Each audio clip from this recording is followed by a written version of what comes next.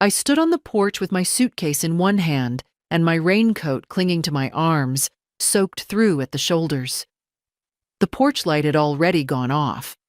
Kurt must have switched it off when he slammed the door. It wasn't cold, but I felt it in my bones anyway. Not from the weather, from the weight of what had just happened.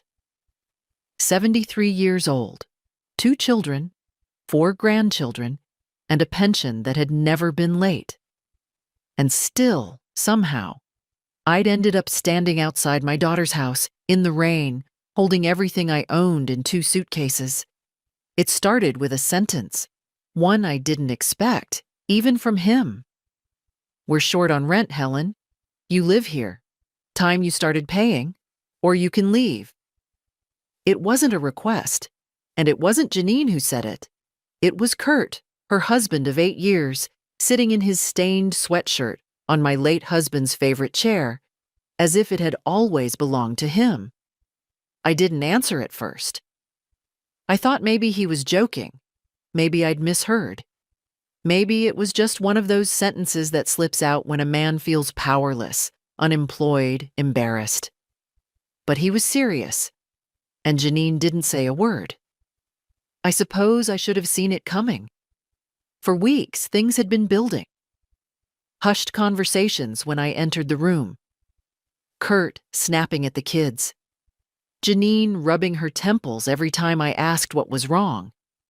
But nothing prepares you for your own child standing beside a man who just threatened to throw you out, and choosing not to say a word in your defense. I said no. Not loudly. Not even with anger. I just said, "No, Kurt. I'm not giving you my pension." I think I surprised him with how calm I was. Maybe he expected me to cry or plead or soften. But I'd spent most of my adult life softening myself for others, smoothing out my opinions, stepping back, making things easier. That part of me was tired, worn thin. An hour later, when I returned from the pharmacy, my bags were already packed, sitting right by the front door, lined up neatly as if I were a guest who'd overstayed her welcome. No one answered when I knocked. I stood there, in the drizzle, hand still raised. I could hear the television inside, cartoons probably for the twins. But no one came. The bags weren't heavy. I've never been one to collect clutter. A few changes of clothes, my photo album, my Bible, a scarf my mother gave me the year before she passed, and the pension card that had suddenly become the object of someone else's entitlement. The neighbors across the street pretended not to notice. Or maybe they really didn't. Rain has a way of muffling drama, turning it into something private. I dragged the bags down the steps one at a time and loaded them into the trunk of my car. It was my car, still in my name, paid for in cash 6 years ago. One of the few things that hadn't been turned into ours or the household's over the past year. I sat behind the wheel for a long time, not turning on the engine. Not because I didn't know where to go. I did. My friend Ruthie had told me years ago, "If things ever go sideways, you come to me. No questions, no judgments." But even with a plan, you still have to sit there and let the moment catch up to you. Let it settle on your shoulders. Let it sting. I remember staring at the windshield wipers, watching the rain bead and streak. I thought of the casserole I'd left in the fridge. I thought of the twins' drawings on the fridge door. I thought of how Janine used to climb into my bed after a nightmare when she was little and whisper, "Don't tell Daddy I cried." I started the car. By the time I reached Ruthie's, the rain had turned to mist. She lived just 15 minutes away, but I took the long route. I needed the drive. The slow stretch of road where I used to walk with my husband on Sunday evenings. The gas station where I once got locked out of my own car and a teenage clerk offered to call my son. Before realizing I didn't have the number memorized anymore. Ruthie opened the door before I even knocked. She'd seen my headlights. She took one look at me and said, "So, it's happened." I nodded. She didn't ask what. She just pulled me into a hug and said, "Tea or whiskey?" I took the tea. I always do. That night, as I sat in her warm kitchen, wrapped in a blanket with the smell of peppermint in the air, I finally allowed myself to feel it all. The betrayal, the loneliness, but also something else, a strange, steady flame of clarity. For the first time in a long while, I saw the truth. Not the version I'd been trying to convince myself of, but the plain, sharp-edged truth. Janine didn't defend me. Kurt felt entitled to my money, and I had been living like a guest in my own life. That was the night something in me changed. Not suddenly, not like a bolt of lightning, but like a hinge, slow and final. A door closing, another one somewhere, creaking open. Grief doesn't always arrive with a scream. Sometimes it comes in quiet, methodical waves. Folding laundry you no longer need. Sorting through drawers full of someone else's toothpaste. Noticing the silence in a room where children used to laugh. That's how it was after James died. He passed on a Tuesday morning, just before breakfast. Heart stopped. Just like that. 1 minute he was sitting at the table, reading the sports page, and the next, he wasn't. I remember the spoon clinking in his coffee mug. I remember his hand twitching once, like his body couldn't quite accept what was happening. And I remember the sound I made. Not a cry, not a scream. More like a long exhale that didn't end. I was 59 then. We'd been married 38 years. 2 kids, 1 mortgage, 1 pension, a modest life, and 1,000 tiny inside jokes no one else knew. Janine was already married the first time. The divorce happened quickly, with little ceremony. She showed up at my door with a duffel bag and 2-year-old Chloe, asking if she could stay, just for a week or 2. I said, of course. We cleared out the guest room. The week turned into 3 months. It didn't bother me. I liked having the sound of footsteps in the house again, and I adored Chloe, her bright eyes, her crooked little teeth, the way she clung to my knees when she was tired. She reminded me of Janine as a child, back when I was still allowed to soothe her. Janine got back on her feet eventually, found work at a design firm, started seeing someone new. I babysat whenever she asked, cooked when she was too tired, stayed up late ironing her clothes when she had an early meeting. I didn't mind. I told myself it was temporary, just a phase. Then came Kurt. He was charming, I'll admit that. The kind of man who remembers your birthday and brings supermarket flowers, who compliments your roast chicken even if it's dry. He made Janine laugh, and that, after what she'd been through, felt like a gift. So I ignored the little things. How he always changed the subject when it turned serious. How he never offered to help clear the table.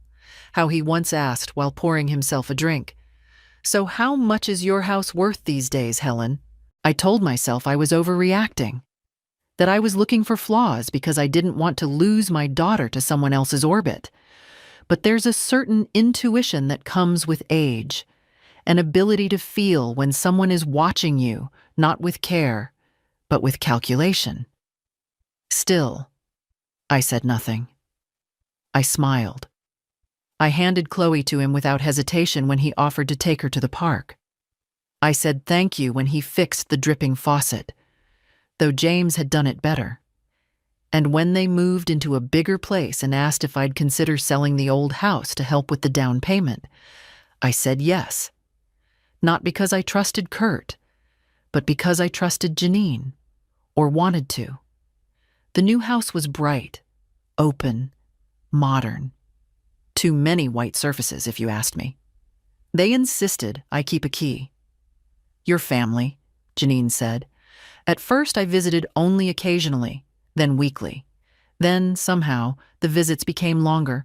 Overnight stays turned into full weeks when Janine traveled. "The kids love having you here," she said. After I tripped on the back steps of my own rented unit and tore a ligament in my ankle, the offer came fast. "Why don't you just move in with us for a while? You shouldn't be alone with that leg. It's not safe." I resisted.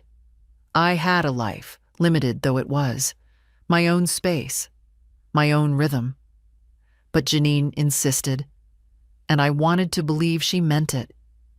I moved into the upstairs bedroom, the one with the sloped ceiling and a view of the neighbor's pool.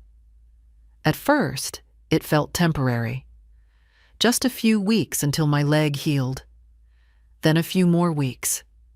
Then somehow, my mail started arriving at their address. My pension went to their shared account, just to simplify things.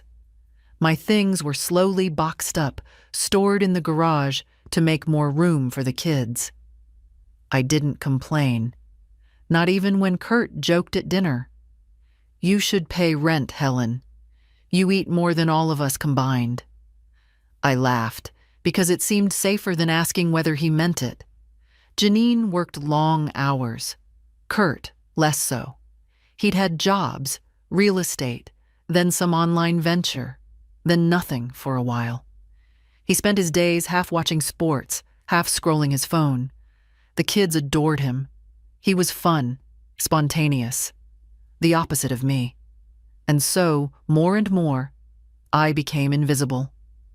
When Chloe turned 11, she stopped knocking on my door at night. When Danny started school, he barely noticed whether I packed his lunch or not. I told myself this was how things were supposed to go. Grandmothers were meant to fade into the wallpaper, offer wisdom when asked, and step aside when not.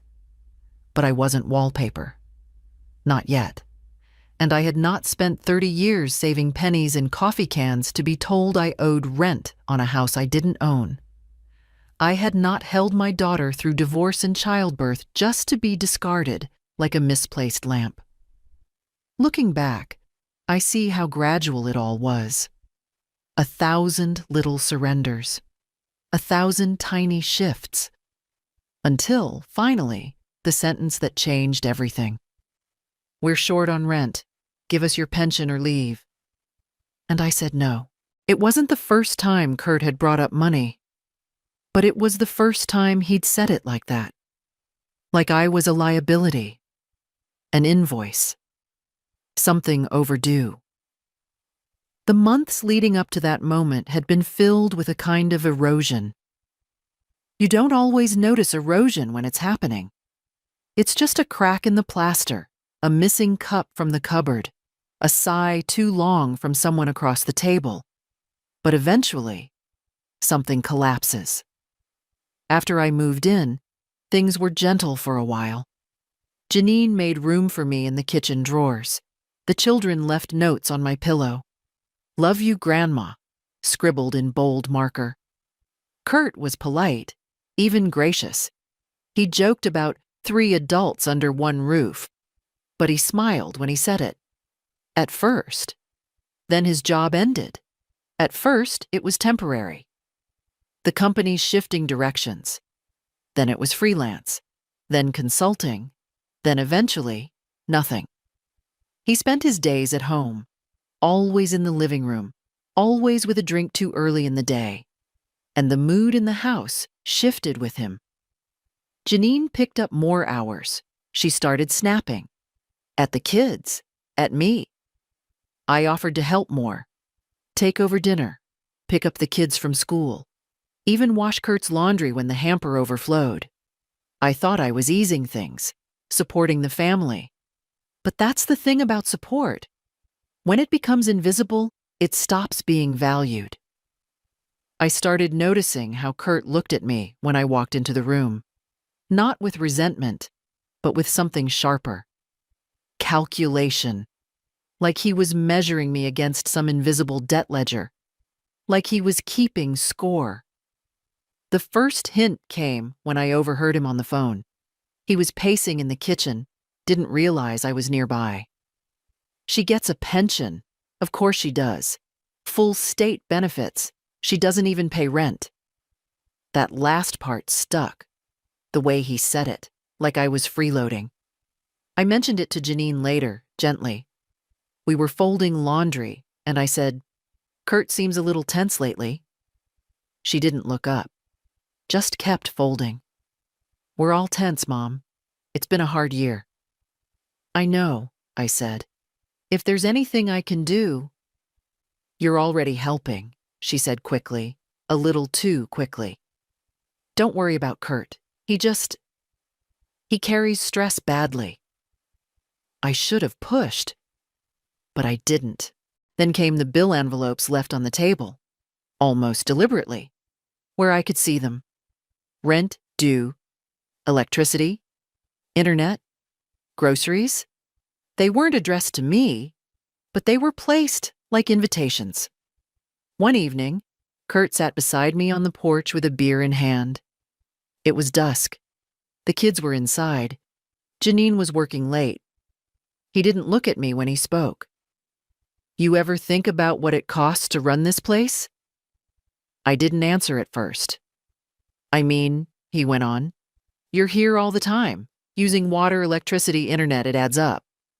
"I cook, I clean, I watch the kids," I said carefully. "Sure," he nodded, "but that's not rent." And there it was. I told Janine the next morning. Her reaction was quiet, too quiet. "He's under pressure," she said. "He's worried about money. We both are." "I understand," I said, "but I don't owe rent. I'm your mother, not a tenant." Her face didn't change, but she didn't defend me either. Not really. And after that, it escalated. Suddenly, the thermostat became an issue. "Helen, it's not your place to set it to 75. It's expensive." The groceries I bought were unnecessary. The milk I drank was for the kids. I noticed my pension card missing from my wallet once. Found it in the kitchen drawer. No one knew how it got there. One morning, Janine left a spreadsheet on the counter. "Just so you understand what we're dealing with," she said. It detailed their monthly expenses. Rent, utilities, food, insurance. I noticed a line that read, "Household contribution, TBD." TBD. To be determined. It was clear what they wanted. Still, I didn't confront them. I wanted to believe this was just desperation talking, a phase, a rough patch.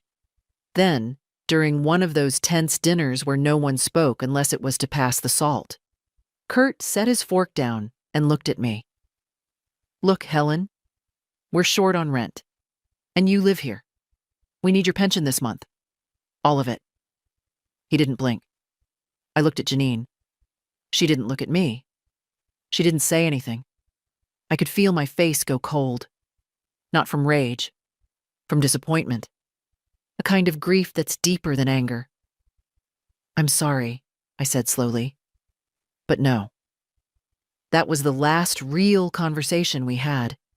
The next morning, things were colder, tighter. Janine barely spoke.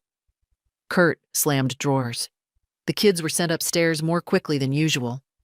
And then, that afternoon, I came home from picking up a prescription, and my bags were packed by the front door. 2 suitcases, my umbrella, my folded cane. I knocked. No answer. The porch light was already off. The upstairs bedroom had been Chloe's once, before she outgrew the unicorn wallpaper and moved downstairs. When I moved in, I tried to make it mine. A few framed photos, my own pillow, a knitted blanket I'd made after James passed, the one with uneven corners because I'd cried through half of it. But it never stopped feeling like borrowed space. The kind of room someone gives you while insisting, stay as long as you need, but always with a silent expiration date. When I first arrived, after the fall that fractured my ankle, they were generous. Janine cleared the bookshelf, made space in the closet, even brought me a little nightstand lamp. Kurt carried my suitcase upstairs and joked, "Don't worry, Helen. We'll let you out when your sentence is over." I laughed, even though the comment stung more than I let on. They said it was temporary, just until I healed. "We're a family," Janine reminded me. "Families take care of each other." I believed her. I wanted to believe her. At first, I kept out of the way. I cooked breakfast early before anyone else was up. I tidied the living room, folded laundry no one asked me to fold. I walked Chloe to the bus stop, bandaged Danny's skinned knee, made dinners. No one asked me to, not in words. But the silence of appreciation can be its own kind of expectation. Then one morning, I came downstairs to find Kurt already in the kitchen, his expression sharp. "Hey, Helen," he said without looking up from his phone. "Would you mind picking up the kids today? Janine's stuck at work and I've got stuff." He didn't say, "Please." He didn't ask if I had plans. He just assumed I was available, as if my life were a blank calendar waiting for other people to write on. I agreed. Of course I did. And I kept agreeing. Trips to the grocery store, dry cleaning pickups, last-minute babysitting. Then came the first utility bill handed to me with a smile and a "mind helping out this month." It was phrased like a favor, like a small thing. And I was still under their roof, still not fully healed, still grateful. So I helped, once, then twice. Then it stopped being a question. "You've got your pension," Kurt reminded me one evening, gesturing to the bill on the table. "It's not like you're paying rent anywhere else." I remember that sentence clearly, because it was the first time I truly saw how they'd started to view me. Not as a person, but as an asset. I told myself they were stressed, that things would get better. I rationalized. It's what mothers do, what grandmothers do. But the nature of the house had changed.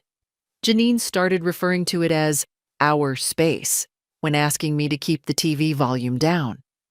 Kurt moved my mail into a drawer so it wouldn't clutter the counter. Danny told me one afternoon, with the casual cruelty only children can master, "Mom said you were just visiting for a while." Visiting. After 6 months. I tried to talk to Janine. I picked an afternoon when the kids were at school and Kurt was out.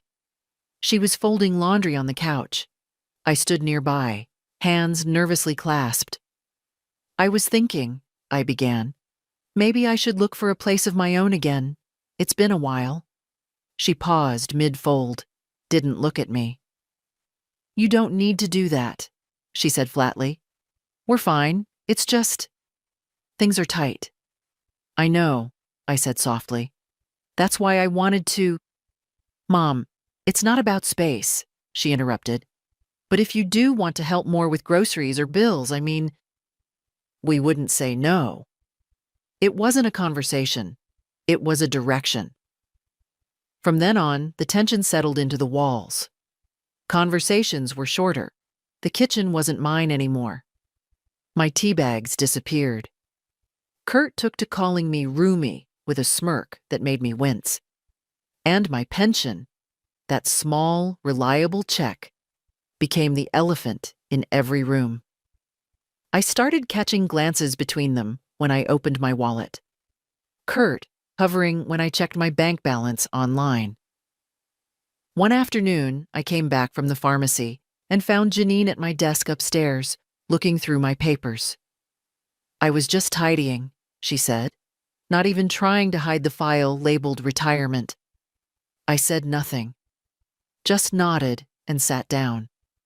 Something in me had begun to calcify, a stiffness in the chest, a growing awareness. This wasn't about care. This was about control. And soon, I knew, they'd stop pretending.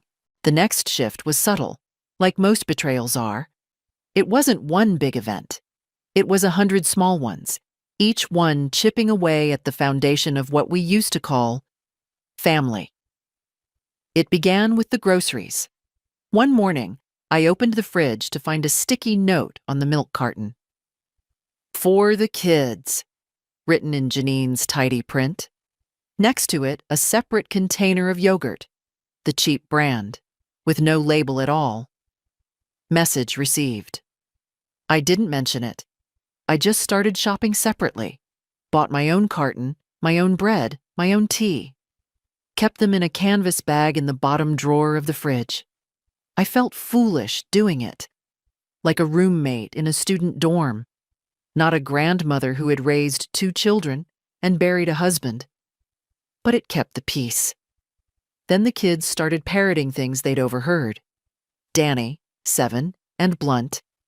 "Mom says it's rude to use other people's things if you don't help pay." Chloe, a bit older, a bit more cautious.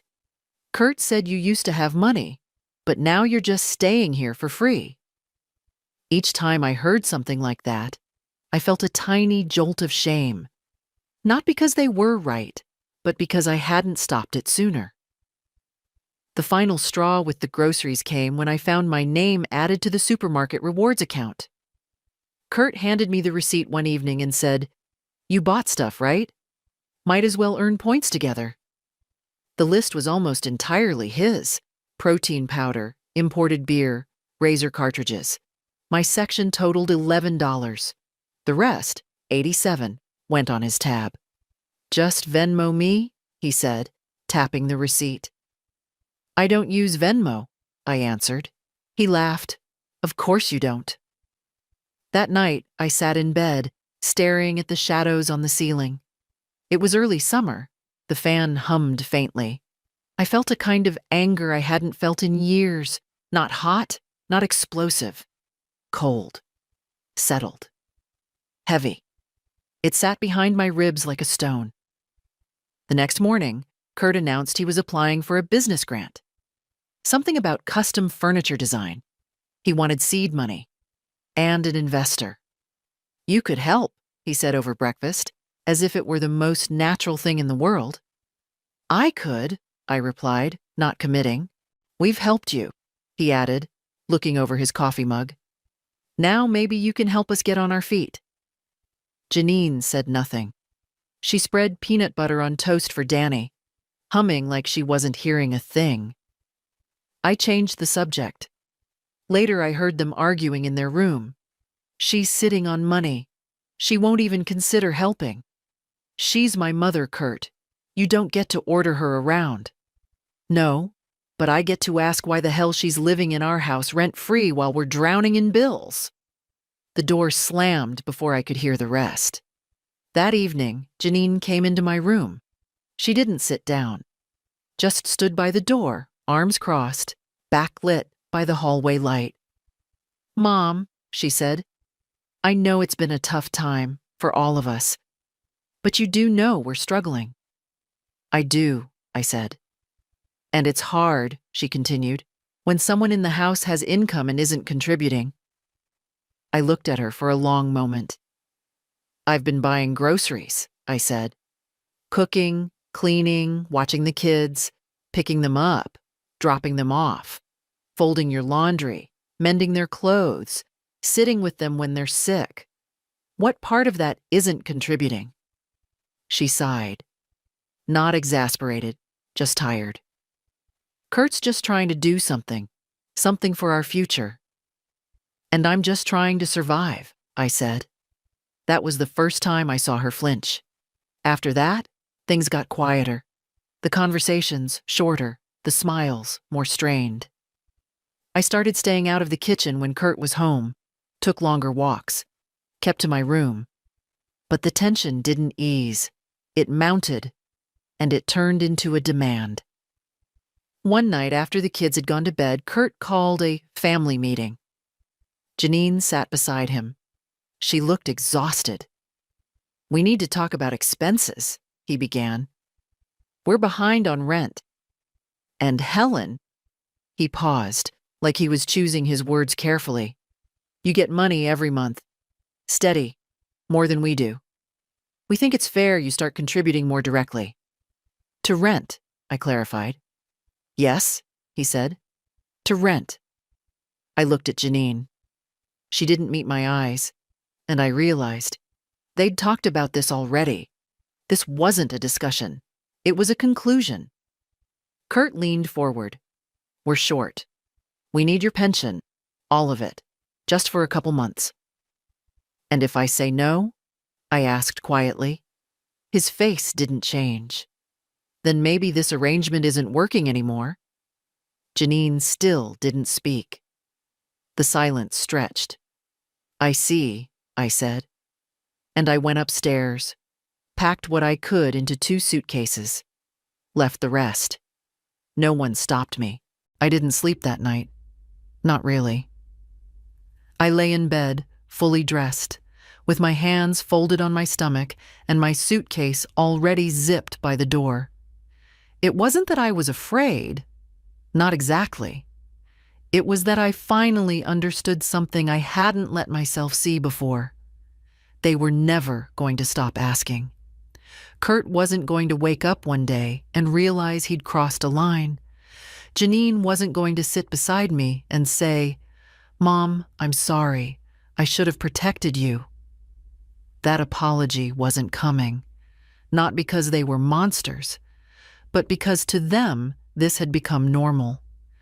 The heat had been rising in the pot for months, and I'd sat in the water, telling myself it was just a warm bath. I thought maybe they'd forget what they said the night before. Maybe it was heat of the moment. I even hoped for it, quietly. I hoped Janine would knock in the morning, say something soft like, Kurt didn't mean it. That she'd look guilty. That she'd offer toast and tea like we used to do on weekends when Chloe was a baby, and the whole house still smelled like diapers and lotion. But no one knocked. I came downstairs around 8. The kids had already left for school. Kurt was on the couch, phone in hand, legs stretched out like a man on vacation. Janine stood at the kitchen sink, staring out the window like the sky had something to say. Morning, I said. Kurt grunted. Janine didn't answer. I made tea, sat at the small table in the corner of the kitchen, waited.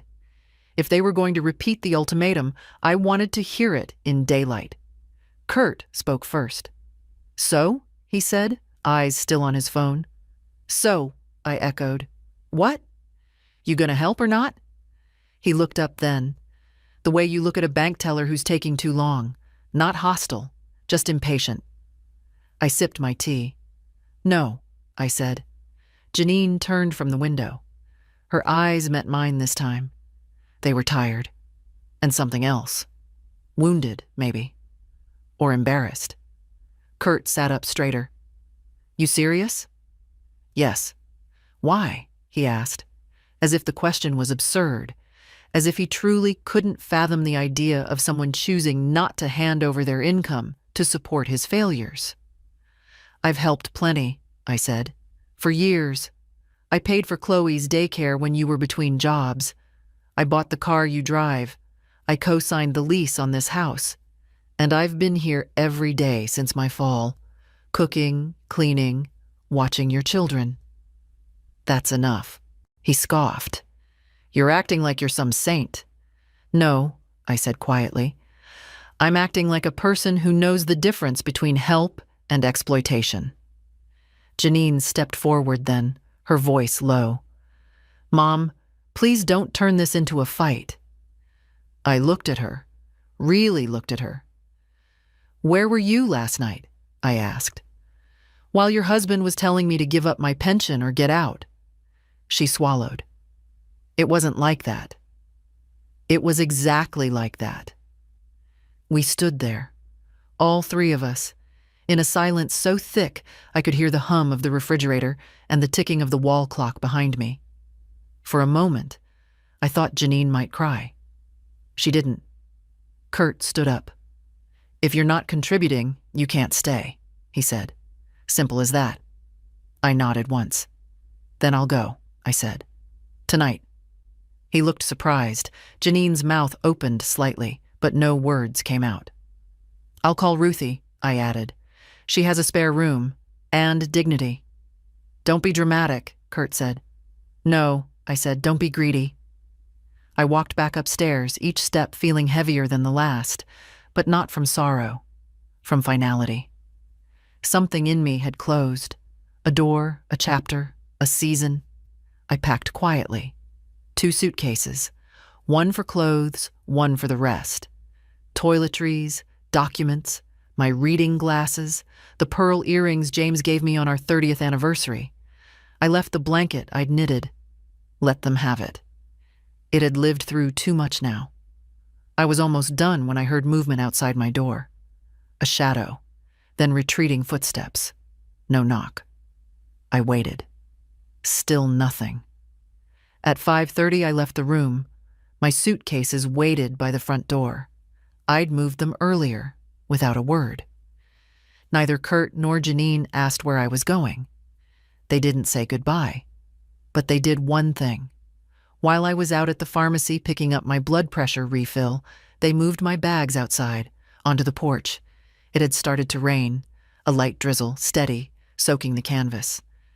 When I returned, keys in hand, I saw them sitting there, side by side, wet and waiting. I knocked. No one came. I rang the bell. Still nothing. I stood there for a moment, watching the curtains shift slightly in the living room. Someone was there. Someone saw me. They just didn't move. So I reached for the suitcases, one in each hand, walked them slowly down the porch steps. My shoulder ached. My wrist throbbed. I didn't rush.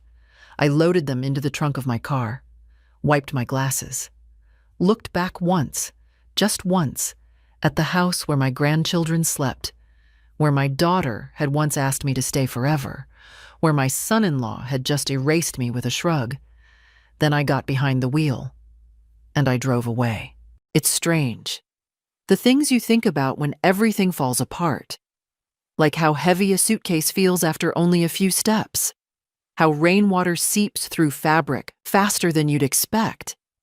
How a porch you once swept clean every Saturday morning can suddenly feel foreign. Like someone else's stoop. Like a hotel you were checked out of without warning. I didn't cry when I drove away. Not on that short ride to Ruthie's. I kept my eyes on the road, hands tight on the wheel, knuckles white with the grip. I told myself, 1 mile. Just get through 1 mile, and then another. Her porch light was on. She must have been watching for me. When she opened the door, she didn't say anything at first, just held out her arms. And that's when I finally let myself feel it. The release. I didn't think she'd let it happen, I whispered into Ruthie's shoulder. I thought, maybe she'd stop him. I know, honey, Ruthie said, holding me like I was a little girl again. I know. We didn't talk much that night. She brought out towels for my bags, which were damp around the zippers, and made us both tea. Chamomile. The good kind, not the cheap grocery box. I sipped it slowly, watching the steam curl around my hands. It took a full hour for my body to stop shivering. I've got the spare room ready, she said after a while. It's small, but the bed's firm and the heat works. It's perfect, I said. And it was. It didn't have framed pictures or scented candles or anything staged. But it had warmth. A blanket folded neatly at the foot of the bed. A small lamp. A sense that I was allowed to take up space.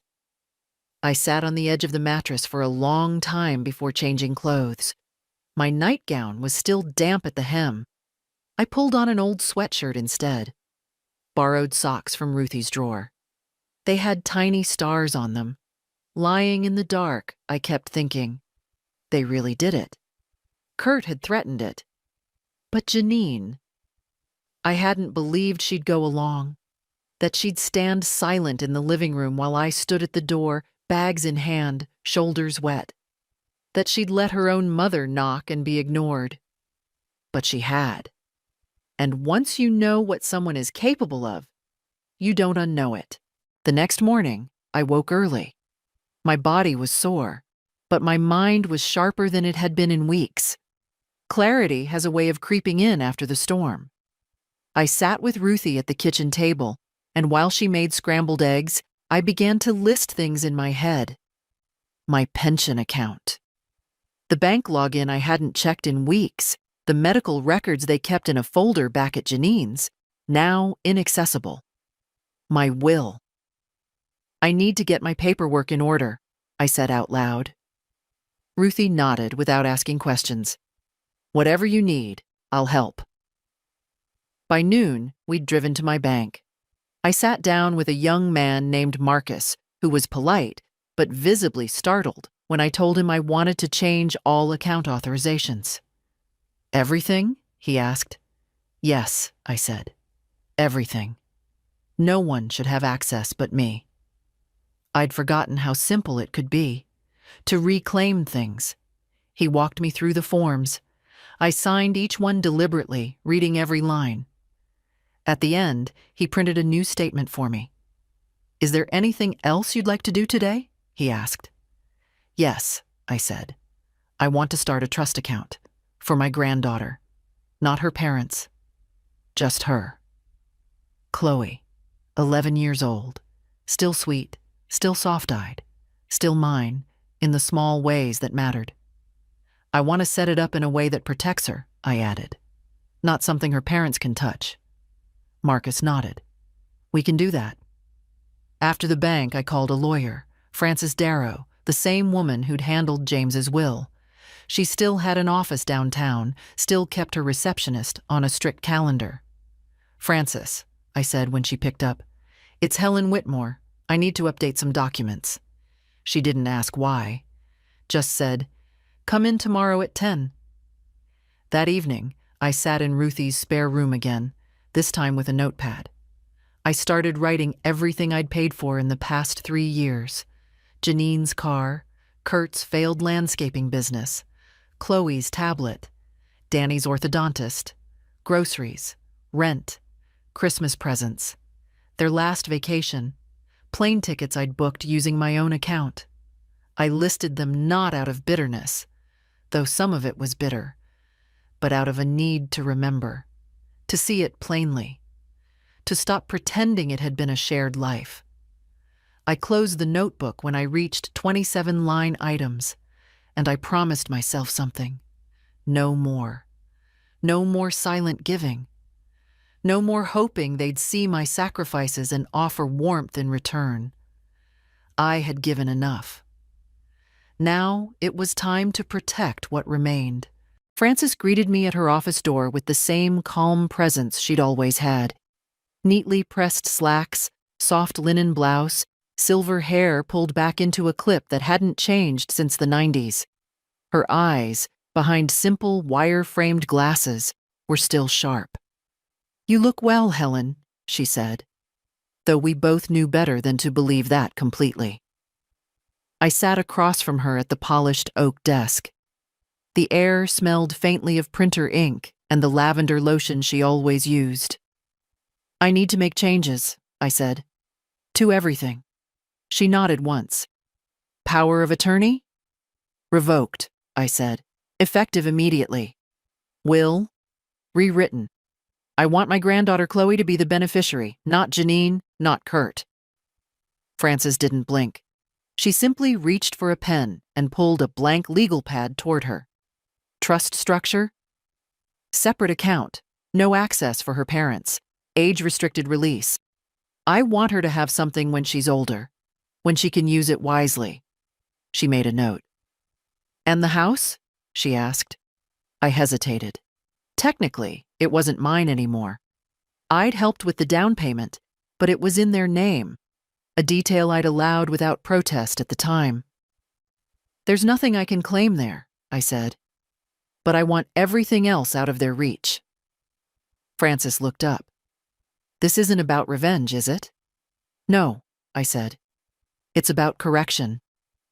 She smiled faintly. Good. We spent the next hour going through forms, designations, documents I hadn't touched in years. James had kept everything in pristine order. After he passed, I'd maintained it more out of habit than intention.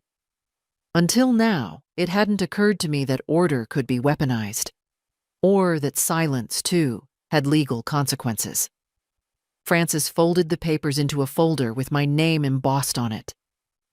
You'll come back next week to sign the final version, but the authorizations, those can be changed today.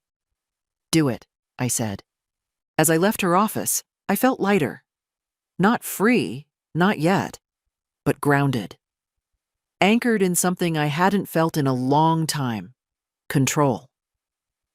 Back at Ruthie's, I sat at the kitchen table and told her everything. She didn't interrupt, just refilled my tea and nodded occasionally. They're going to call, I said. Eventually, when they realize what's happened. Ruthie raised an eyebrow. And I'm not answering. That evening, my phone began to buzz. First Janine, then Kurt, then Janine again. No voicemail, just missed calls. I turned the phone face down. They didn't know yet, but they were starting to sense it. The silence was its own message. The next morning, a knock came at the front door. It wasn't them. It was a courier. A single manila envelope addressed to me. No return address. Inside, a letter, handwritten. Mom, I don't know what happened. I know you're hurt. I know Kurt can be difficult. But this is a family. We're supposed to help each other. You've been part of this house, of our lives. The kids miss you. I miss you. Please call me. Janine. No apology. No acknowledgement of what she'd allowed. No mention of the bags on the porch in the rain. I folded the letter carefully and placed it back in the envelope. Not to destroy it, not to reread it, just to put it away, where it belonged, in the past. Ruthie came into the room and sat beside me. She didn't ask what was in the envelope. Instead, she said, "Have you thought about where you'll go next?" I nodded. "I want a place of my own," I said. Small, quiet, mine. No more shared keys. No more sloped ceiling guest rooms. No more waiting for permission to exist. She raised her teacup.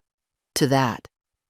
We clinked cups like old friends on a porch swing, like women who had spent lifetimes bending around others and finally remembered how to stand. That night, I opened the notebook again, the one with the list. I drew a line under the last item. Then, in bold letters, I wrote, "No more asking. No more waiting. No more silence." I closed the notebook. Tomorrow, I'd find a new apartment. Tonight, I'd sleep without worry. The apartment wasn't fancy. It was a one-bedroom on the second floor of a building built sometime in the 70s, with beige carpeting that had seen better decades and kitchen cabinets that creaked when you opened them too fast. But it had windows that caught the afternoon light, and the neighbors were quiet, and there was no one waiting to tell me when I could or couldn't adjust the thermostat. It was mine. I signed the lease the same week Francis finalized the documents. The property manager, a kind woman named Letitia, gave me the keys and a folder full of rules and emergency contacts. Then she leaned in and said, almost conspiratorially, "If you want to hang up wind chimes on the balcony, I won't say a word." I laughed. I hadn't laughed like that in weeks. The move was simple. I didn't have much. Just 2 suitcases, a few boxes of books Ruthie helped me pack, the notebook, my papers, and the framed photo of James and me at the Grand Canyon. One of the last vacations we ever took. He'd been wearing a floppy hat and a shirt I hated, but he looked so pleased with himself, smiling into the sun. I placed that photo on the windowsill in my new bedroom, then stood back and looked at it for a long while. "We did okay," I whispered. "You'd have liked this place. It's quiet. No one shouts. No one demands. The first night there was odd. Not lonely, exactly. I'd been lonelier in a full house, but quiet in a way that let everything come to the surface. I sat on the floor, still surrounded by half-unpacked boxes, and made tea on a borrowed kettle. Ruthie had offered to help me settle in, but I'd told her I needed to do this part alone. As the kettle hissed, I made a list in my mind. Things I needed. Things I didn't want to ask for. Things I would buy slowly, on my own time. A proper bed. A reading lamp. A dish rack. A set of towels that matched. A chair for the balcony. I slept on the floor that night, on a folded blanket, and still woke with a clearer head than I'd had in months. The next day, I went to the library, got a card with my new address, sat at a public computer and filled out change of address forms, noted what still needed forwarding, looked up second-hand furniture stores. At the first store, I found a gently used armchair, the kind you sink into with arms worn smooth from someone else's elbows. It was sea green and faded and perfect. They delivered it the same day. I arranged it near the window and sat down with a notebook in my lap. Not the one with the list of sacrifices. I'd stopped opening that one. This one was new, a fresh cover, a new beginning. I titled the first page, "What Comes Next?" And I began to write. I will have dinner when I want, not when someone else tells me. I will leave dishes in the sink overnight, and no one will scold me. I will buy strawberries even if they're not on sale. I will say no when I mean no. I will never explain again why my money belongs to me. Around noon, the first message came in. Janine, Mom, I heard from the bank. I don't understand why you're cutting us off. Can we talk? I stared at the screen for a long time. Then I powered the phone off. I hadn't blocked her. I wasn't there yet. But I needed the silence. The next message didn't come from her. It came from Chloe. Simple. Honest. Grandma, are you okay? Mom says you're mad. I miss you. My heart ached at that. Not because of guilt, but because Chloe hadn't done anything wrong. She was a child. 11, but old enough to sense tension. Old enough to notice when a voice goes silent in a home. Old enough to worry. I didn't respond immediately. I sat with her message like it was a fragile thing. Then I wrote back. I'm okay, sweet pea. I needed a new place to rest. I'll call you soon. That was all. Just enough.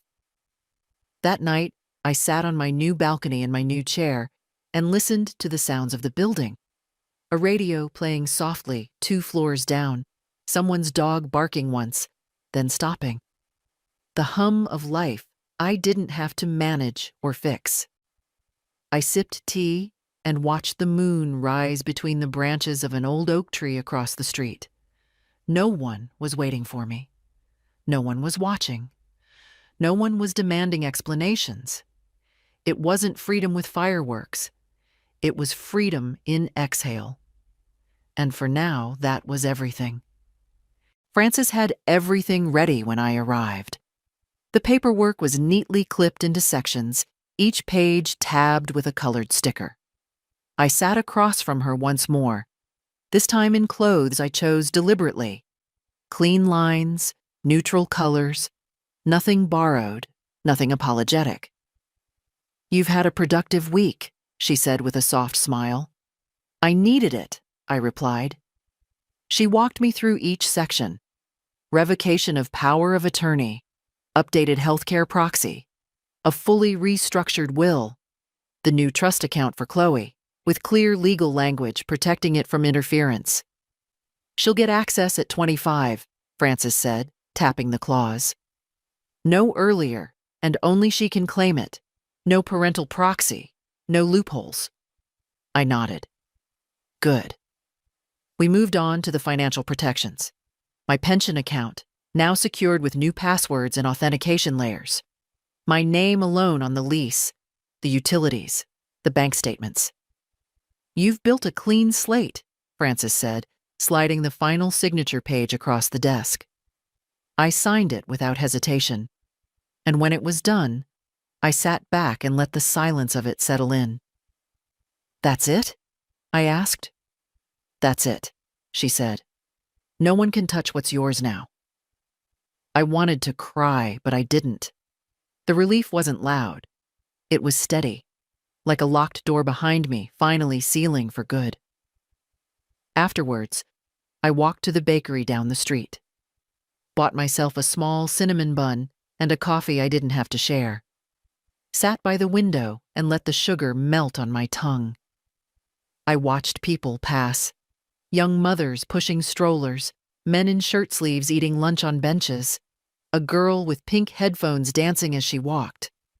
Life, moving forward, indifferent, unaware that a woman inside was celebrating her first truly independent Thursday in decades. Back at the apartment, I began to fall into a rhythm.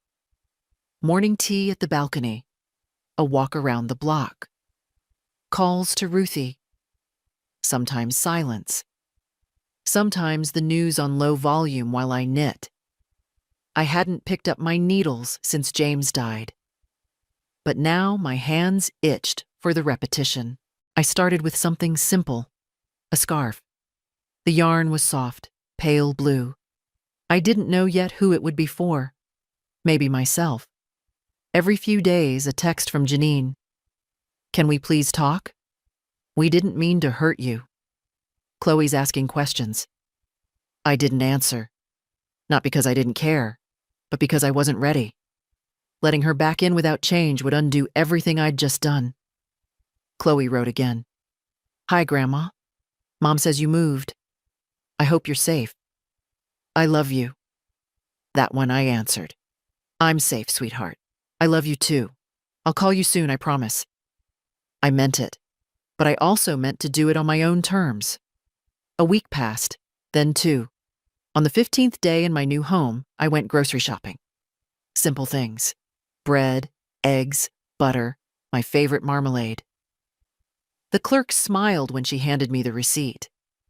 I realized, as I walked out, that I'd made it through an entire shopping trip without thinking once about what Kurt would criticize or what Janine would consider wasteful.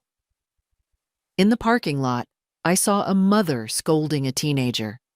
Not cruelly, just tiredly.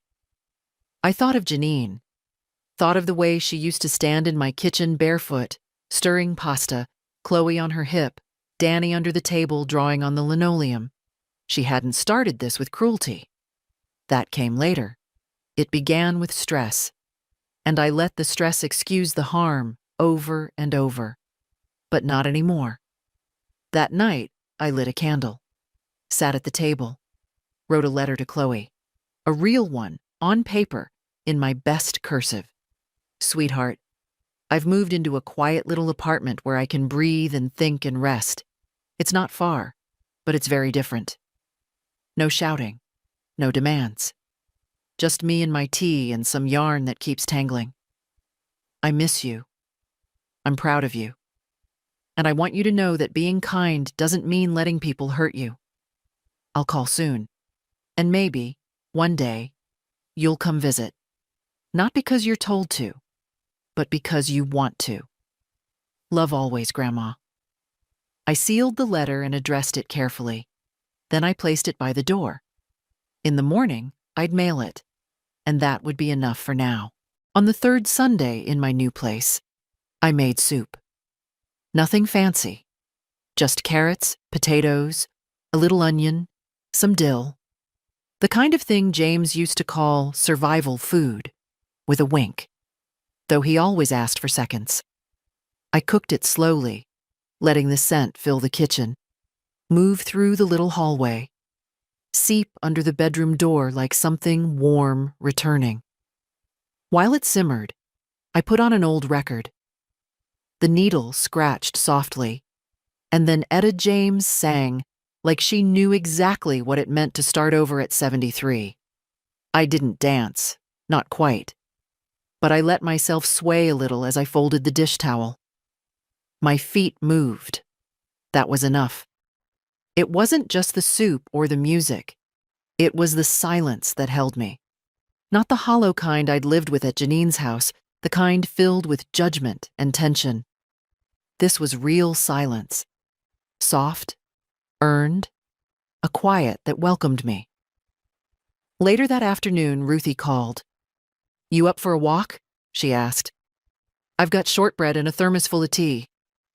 "I'll be there in 20, I said. Her street was 3 blocks down, a slight incline that made my knees grumble but not protest. I took my time. The wind was brisk, but the sun was kind.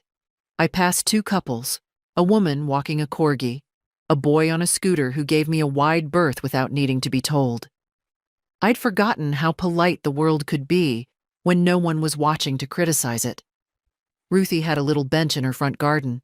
She'd put out cushions and a throw blanket like it was a grand occasion.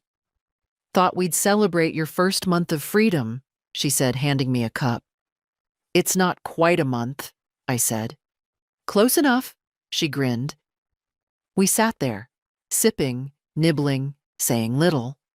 I told her about the scarf I was knitting. She told me about the neighbor's son getting married. To a girl from Wisconsin with a laugh like a church bell. I listened. It felt good just to be near someone who expected nothing from me. At one point, Ruthie turned to me and asked, "Do you miss them?" I didn't pretend not to know who she meant. "Sometimes," I said. "Not the house, not the tension, but Janine and the kids." She nodded. "Of course. And sometimes," I added, "I wonder if I should have spoken up earlier, not let it get so far." She gave me a look, the kind only old friends can give, the kind that says, "Don't you dare start blaming yourself now." "You did what you had to," she said. "And then, when it was too much, you did what was right." I didn't reply, just sipped my tea. Back home, I found a package by my door. No return label, just my name in Chloe's handwriting. Crooked, uneven, beautiful. Inside, a drawing. It was a house, small, with a tree and a woman on the porch. She'd written Grandma's house at the top. There was a speech bubble coming from the window. "Do you want tea?" I held it for a long time. Then I placed it on the fridge with the only magnet I owned, a ceramic strawberry I'd bought at a church fundraiser years ago. It held the paper firmly. That night, I didn't read, didn't knit. I just sat in the armchair, the one by the window, and looked at the drawing. Let it sit with me. Let it be enough. Because sometimes, enough isn't a big moment. Sometimes it's a little girl's drawing on a fridge in an apartment filled with peace. The call came on a Tuesday afternoon, just as I was setting a plate of toast beside my tea. I didn't recognize the number, but something in me knew. I let it ring twice, then 3 times more, before I picked up. "Hello?" There was a pause. Then his voice. "Hi, Helen." Kurt. I hadn't heard his voice since that morning on the porch, when my suitcases were already wet and he wouldn't open the door. I felt my shoulders stiffen, but my voice stayed calm. "What do you want?" He cleared his throat. "I just thought, maybe we could talk." I waited. "I know things got tense," he said. "I wasn't at my best. I was under a lot of pressure. We both were." "I see," I said. "I just thought maybe we could fix things. I mean, Janine's been upset. Chloe, too." I let the silence hang. I'd learned the power of silence. Finally, he added, "She's been asking about you a lot. I'm not the one who locked a door on her grandmother." He didn't respond. "Kurt," I said, "I'm not interested in apologies that sound like excuses." Another pause. "Well, if you change your mind." "I won't." I hung up.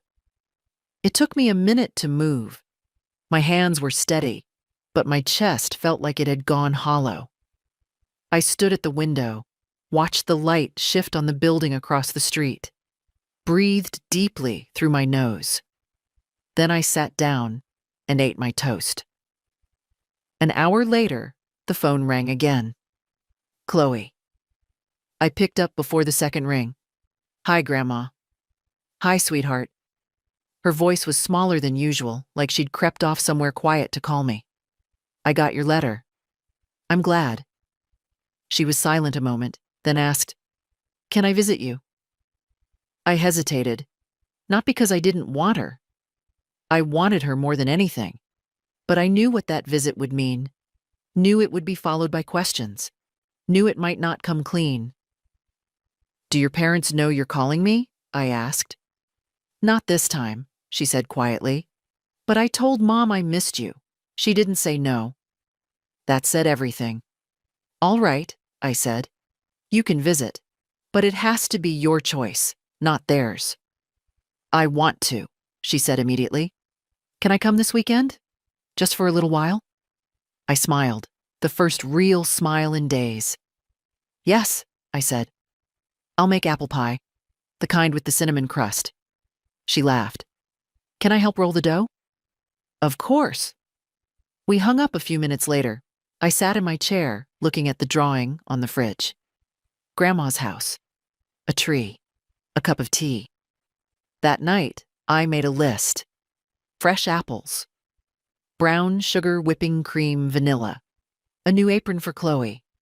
Something with pockets. I went to bed early. The moonlight slipped in through the blinds. I slept with the window cracked open, even though the air was cool. I wanted the night to come in. Saturday would come soon. And this time, the knock on the door would not be one I feared. It would be the sound of love arriving, by choice. The morning of Chloe's visit, I woke before the sun.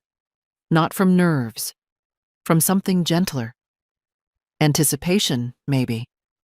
The kind that moves you before the alarm, before the kettle whistles, before the city stirs.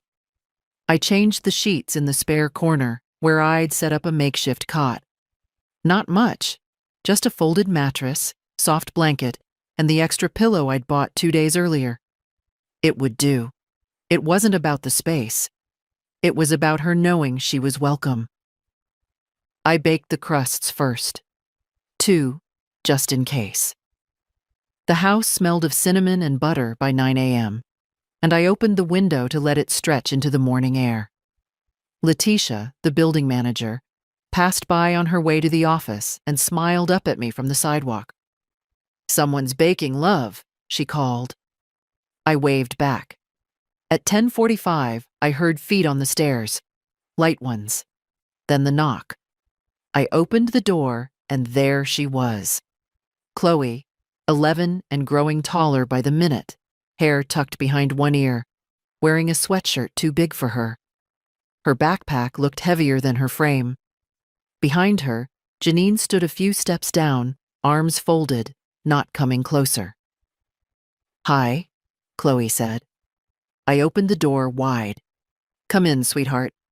She stepped past me, glancing around quickly. It's small, she said. It is, I said.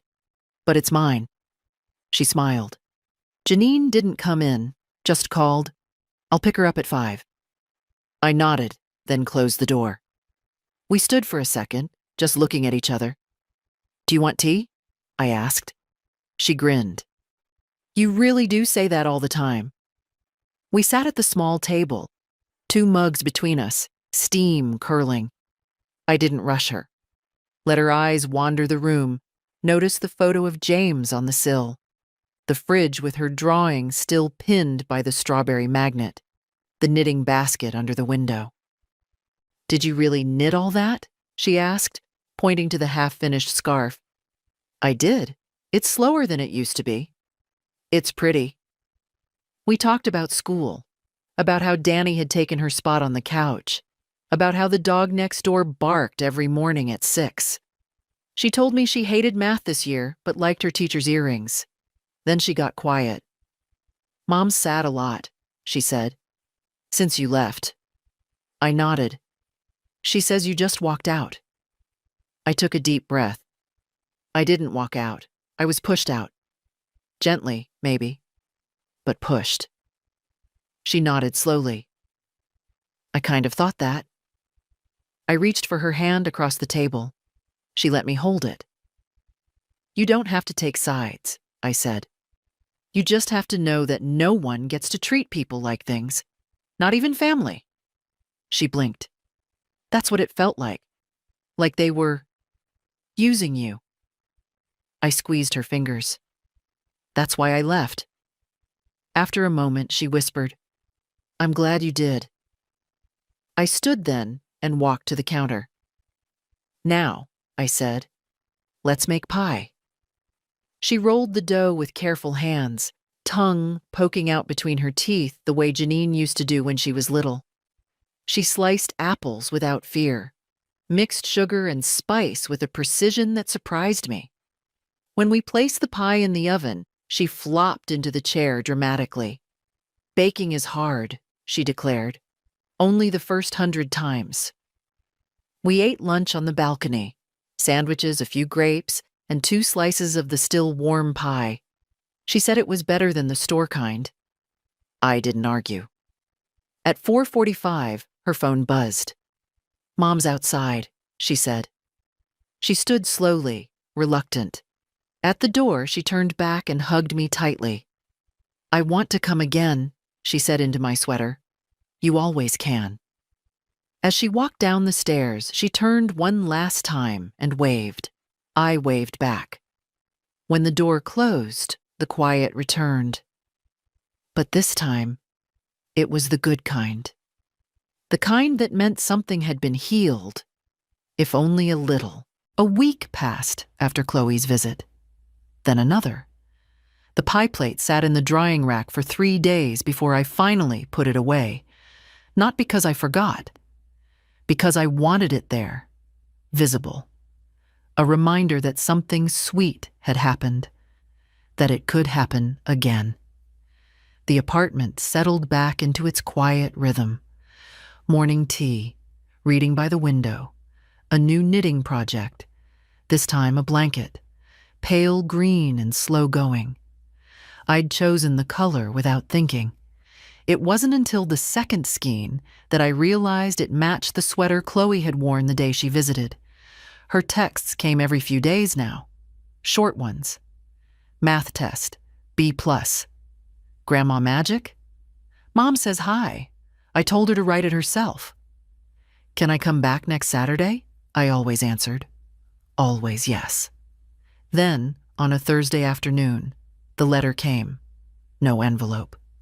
Just a folded sheet of paper slid under my door while I was out shopping. I found it when I came in, bag still in hand, the paper half shadowed on the floor like it didn't want to be seen.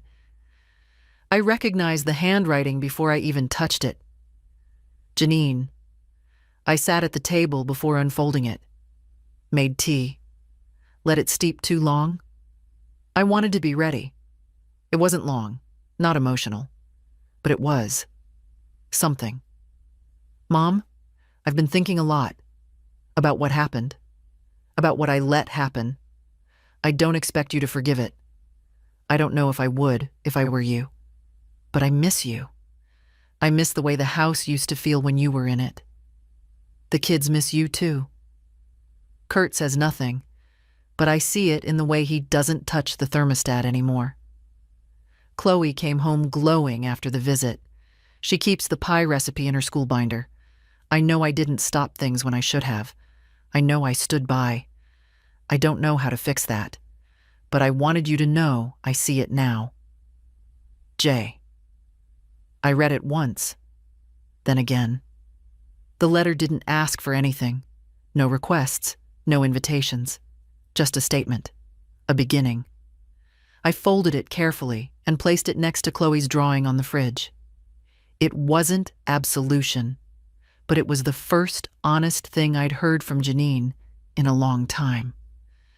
Later that evening, I sat on the balcony, blanket over my knees, and watched the sun sink behind the apartments across the street. The wind moved gently through the leaves. My tea had gone cold, but I didn't mind. I thought about what it meant to forgive. Not to forget, not to excuse, but to choose peace for myself. To unclench the part of me that had been holding its breath since the day I packed my suitcases. I didn't know if I was ready to write back, but I knew one thing. I wasn't angry anymore, and maybe that was enough for now. The second time Chloe visited, she brought a plastic bag full of cookies she'd made herself. "They're kind of hard," she said, holding the bag out like it was precious cargo. "Danny said they tasted like soap, but he also ate 5. We sat at the table and bit into one together. It was indeed hard, and a little soapy. But I smiled and said, 'He's clearly just jealous.' She grinned wide. That gap in her top row of teeth still hadn't closed. She stayed longer this time. We didn't bake. We didn't need to. We just sat. She asked about the scarf I was knitting, told me about a friend at school who wore purple eyeshadow and didn't care what anyone said. I told her I admired that kind of girl. Chloe nodded. "I think I'm going to be like that." "You already are," I said. When Janine came to pick her up, she didn't stay on the stairs this time. She walked all the way up, stood at my door with her arms folded, not defensive, but unsure. I opened it before she could knock. "Hi," she said. "Hi." She glanced inside, saw Chloe gathering her things, then looked back at me. "I meant what I wrote," she said, "and I'm sorry for all of it." I nodded. "I know." She hesitated, then said, "If you ever want to come by just to visit, the kids would like that." "I'll think about it," I said. And I meant that. I wasn't promising, but I wasn't slamming a door either. Chloe hugged me twice at the threshold. Janine didn't push for more. They walked down the stairs together, and I watched them disappear around the corner before I closed the door. I leaned against it for a long moment. Not out of grief, out of calm. That night, I pulled out my old notebook, the one with the long list of things I'd done for them. I read each line slowly. The payments, the favors, the meals, the nights, the silence.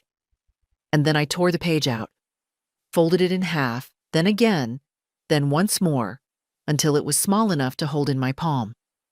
I stood over the trash bin, dropped it in, and watched it settle on top of an eggshell and a used tea bag. Gone. Later, I sat at the table and wrote a new page. Not a list, just one line.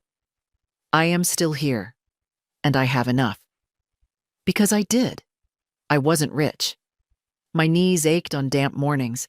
I lived above a laundromat that rattled every Thursday afternoon. But I had a place of my own. I had Ruthie. I had a granddaughter who knew I deserved more. I had a name that no one could speak with pity anymore. And I had quiet. Not emptiness. Not exile. Just quiet.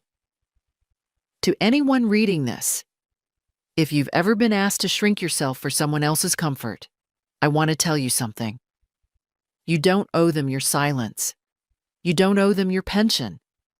You don't owe them a seat at the table where they never served you a plate. Stand up. Even if it's slow. Even if your hands shake. Even if it's raining and your bags are wet. Stand up. Because the first step away from being used is the first step toward being free.